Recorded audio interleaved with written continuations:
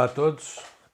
Vamos fazer mais um estudo bíblico e hoje nós vamos falar sobre a tentação de Jesus e como essa tentação tem implicações também para nós, para a nossa vida. Então vamos à palavra e vamos ver o que é que ela tem para nós hoje. A passagem que nós hoje vamos ler vai ser Lucas, capítulo 4, que nos fala da tentação. Lucas escreveu no capítulo 3 sobre a genealogia de Jesus e traça uma linha até Adão. E agora ele vai contar exatamente a história da tentação, enquadrado nessa ideia de alguém que é filho de Adão, que é o homem, como Adão era, mas que vai ter um papel, vai ter uma ação completamente diferente àquela que Adão teve. Então a passagem diz assim em Lucas capítulo 4, verso 1. Jesus, cheio do Espírito Santo, voltou do Jordão e foi guiado pelo mesmo Espírito no deserto, durante 40 dias, sendo tentado pelo diabo. Nada comeu naqueles dias, ao fim dos quais teve fome. Disse-lhe então o diabo: se és filho de Deus, manda que esta pedra se transforme em pão. Mas Jesus lhe respondeu: está escrito, não só de pão viverá o homem.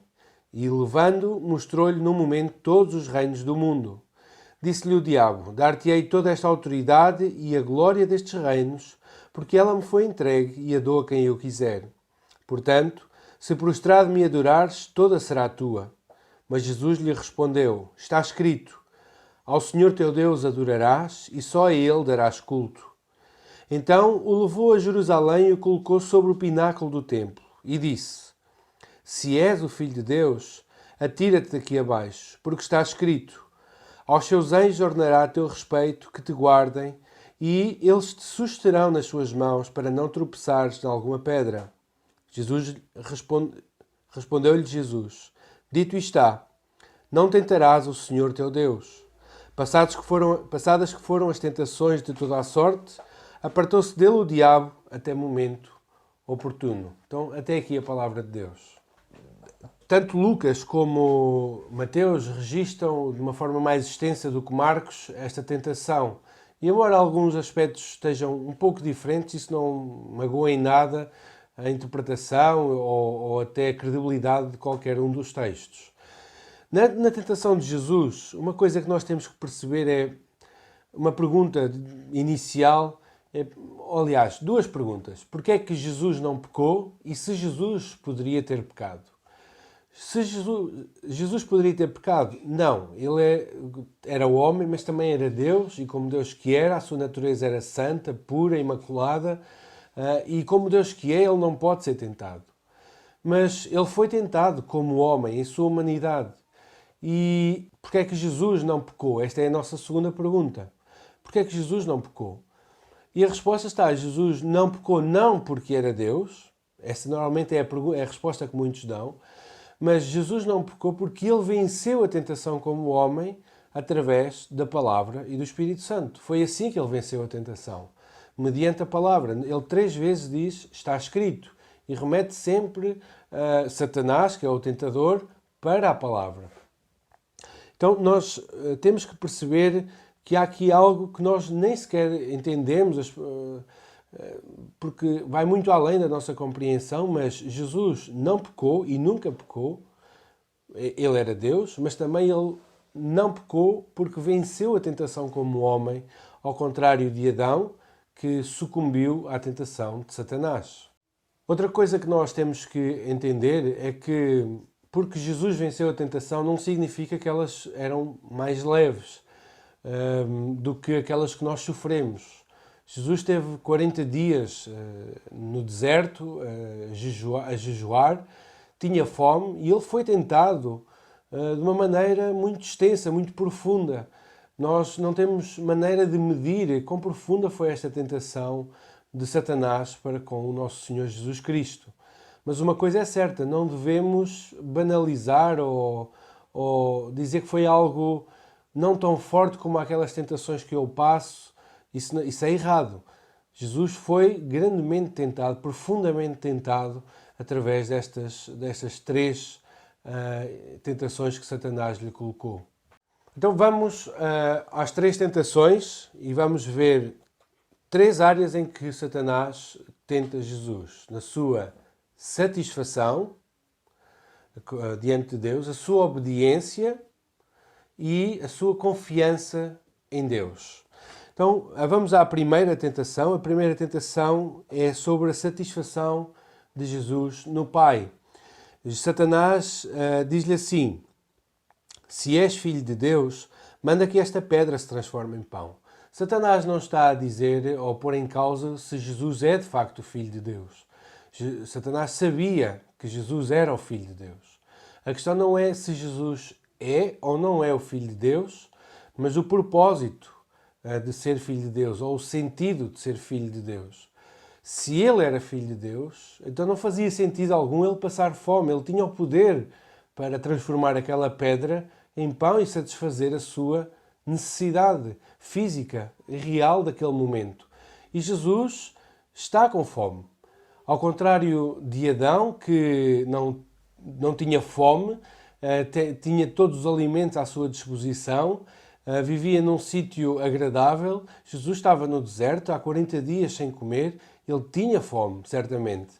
No entanto, e esta proposta de Satanás é que Jesus satisfaça a sua necessidade pessoal mediante o seu poder, mesmo que isso implicasse fugir à vontade do Pai. No entanto, a resposta de Jesus é bem clara: está escrito. E quando Jesus diz está escrito, ele está a remeter a Satanás para Deuteronômio, capítulo 8, e verso 13, se não estou enganado, Deuteronômio 8, verso 3, onde Deus diz ao povo, Moisés diz ao povo, que a fome que eles passaram e o maná que Deus lhes deu foi exatamente para os provar, para lhes mostrar que mais importante que o pão físico era o pão espiritual, era o próprio Deus em si. E o que Jesus está a mostrar a Satanás é que a sua satisfação, o seu contentamento, não está na parte física, não está em ter pão para a boca. Está sim na comunhão com o Pai, está sim em estar num relacionamento com o Pai. Essa era a sua grande satisfação de Jesus. Então, nós aqui vemos Satanás a minar a satisfação de Jesus, a colocá-la à prova, e Jesus a responder com a palavra, dizendo que Deus é a sua satisfação. A segunda tentação que Satanás coloca a Jesus é sobre uma glória sem cruz, colocando assim em xeque a obediência do próprio Jesus na sua missão de vir para morrer pelos pecadores. Diz o texto, no verso 5, e levando, mostrou-lhe no momento todos os reinos do mundo. E a proposta de Satanás era: dar-te-ei toda esta autoridade, a glória destes reinos, porque ela me foi entregue e a dou a quem eu quiser. Portanto, se prostrado me adorares, toda será tua. Havia uma autoridade de Jesus que deveria ser conquistada. A autoridade intrínseca, porque ele é Deus, essa autoridade ele nunca a perdeu, mas como homem que era, ele precisava de conquistar uma autoridade mediante a morte e a sua ressurreição. No entanto, aquilo que Jesus está aqui aquilo que Satanás está aqui a propor é que Jesus tenha essa autoridade sem passar pela cruz, sem passar pelos chicotes, pelo escárnio, pelas cuspidelas, pelos murros que levou, pelas bufetadas, pela coroa de espinhos. Jesus não precisava de passar por tudo isso. Satanás dava-lhe essa autoridade, só tinha que fazer uma coisa, que era Jesus dobrar-se diante de Satanás e adorá-lo a ele. Então, aquilo que Satanás coloca é bem aliciante, é ter todo o poder. Imaginem hoje nós dizermos a alguém: olha, se tu fizeres isto, tu tens o poder sobre todo o mundo. É uma proposta bem aliciante. E no caso de Jesus, tendo em conta que o outro caminho era o caminho da cruz, a tentação era bem profunda para ele. Porém, a resposta de Jesus, mais uma vez, vem da palavra. E Jesus responde-lhe: está escrito, ao Senhor teu Deus adorarás e só a Ele darás culto. E isto é custo que custar. O propósito de Jesus em vir ao mundo era sofrer, era morrer pelos pecadores. Era essa a sua missão. Se ele não fizesse isso, não tinha qualquer propósito ele despir-se da sua glória, ele humilhar-se e fazer-se homem. Não tinha. Então, Jesus diz claramente a Satanás, ou coloca as coisas nestes termos, só Deus deve ser adorado. Mesmo que isso implique eu passar pelo sofrimento. Nenhum outro é digno de adoração a não ser Deus. A terceira tentação que Jesus sofre é exatamente sobre a sua confiança no Pai.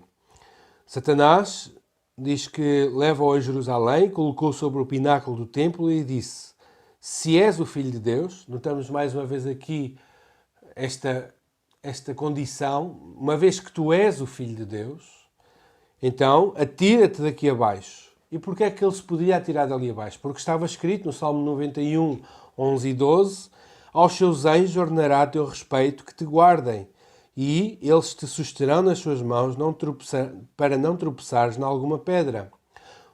O que Satanás está aqui a propor é exatamente que Deus seja colocado à prova. Se o Pai está efetivamente com ele, se o Pai está a testemunhar dele, se ele conta com o Pai, então ele pode atirar-se daquele pináculo porque o Pai vai socorrê-lo. E isto constituía-se uma prova para o próprio Deus. Deus tinha prometido que nada lhe aconteceria, então Jesus iria colocar Deus à prova nesse sentido. E o que é que Jesus responde?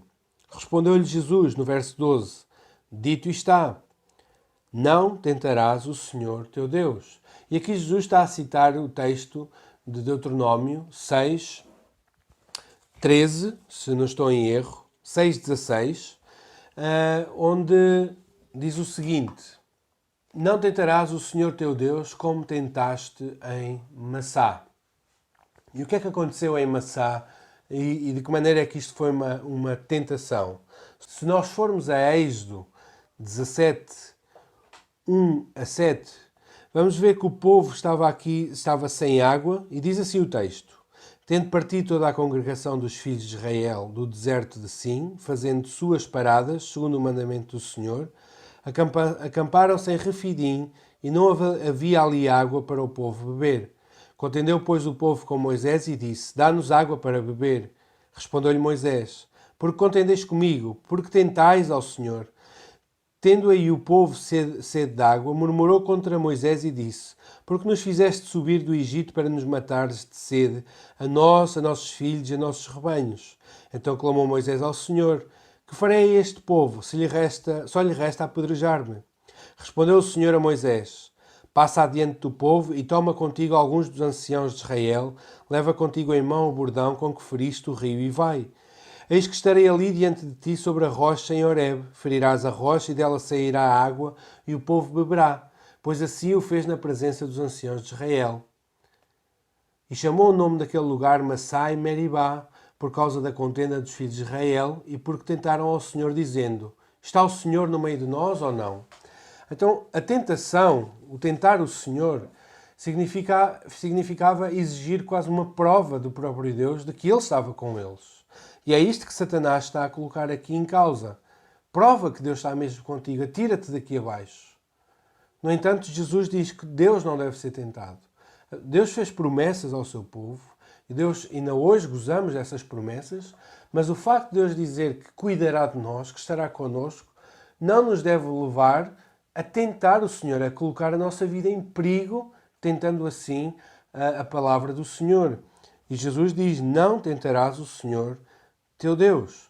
Então Jesus mostrou que a sua confiança estava no Pai. Apesar de ele estar no deserto, apesar de ele estar a ser tentado, a confiança dele estava no Pai. E ele não ia fazer nada que tentasse a Deus, que tentasse o Pai.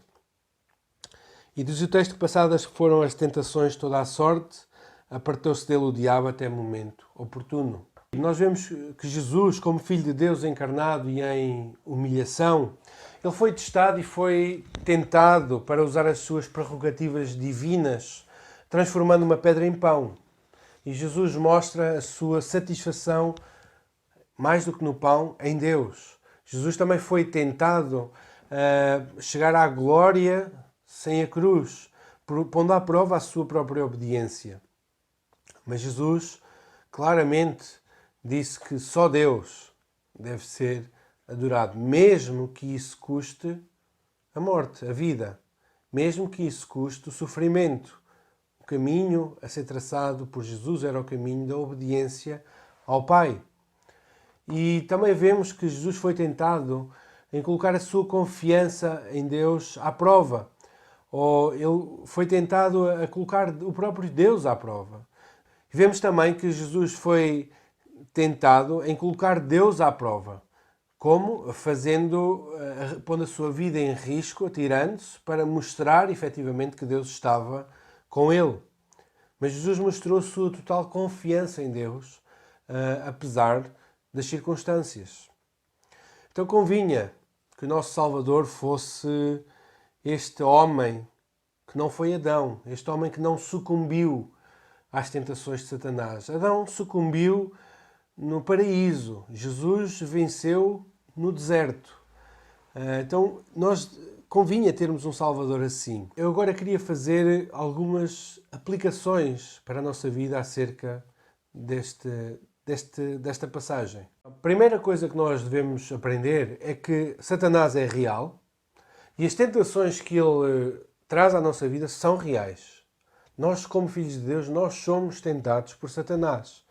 Não se iludam, o crente mais espiritual, ele é tentado por Satanás. Jesus estava cheio do Espírito Santo e foi levado para o deserto para ser tentado. Claro que havia um propósito específico na tentação de Jesus. Mas mal vai o homem que pensa que a ele Satanás não o tenta. Ora, ao pensar assim, já está a mostrar que está a ser tentado por Satanás. Então, a tentação é real, Satanás é real e ele ainda hoje tenta os filhos de Deus. Segunda aplicação é que devemos aprender com Jesus a resistir às tentações. E Jesus resistiu às tentações e venceu-as por meio da palavra.